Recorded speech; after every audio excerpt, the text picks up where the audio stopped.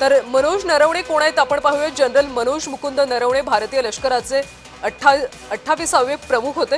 नरवणे यांनी 31 डिसेंबर 2019 ते 30 एप्रिल 2022 पर्यंत सेवा बजावली। भारतीय सैन्यामध्ये 40 वर्षांहून अधिक काळ विविध उच्च पदांवर ते कार्यरत होते। पॅरा विशिष्ट सेवा मेडलसह अनेक पुरस्कारांनी सुद्धा त्यांना सन्मानित करण्यात आले। जनरल बिपिन रावत यांच्यानंतरचे ते लष्कर प्रमुख होते। नरवणेंचं प्राथमिक शिक्षण पुण्याच्या ज्ञान प्रबोधिनी प्रशालेत झाले।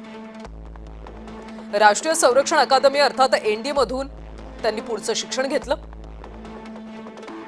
लष्कर प्रमुख होण्यापूर्वी आर्मी ट्रेनिंग कमांड आणि ईस्टर्न कमांडचं त्यांनी नेतृत्व केलं। जम्मू काश्मीर ईशान्य भारतामध्ये महत्त्वपूर्ण जबाबदाऱ्या सांभाळल्या। चीफ ऑफ स्टाफ कमिटीचे ते अध्यक्ष सुद्धा होते। सध्या लष्करी कारकिर्दीवर आधारित त्यांचं एक पुस्तक आहे आणि त्या पुस्तकामुळे ते बरेच चर्चेत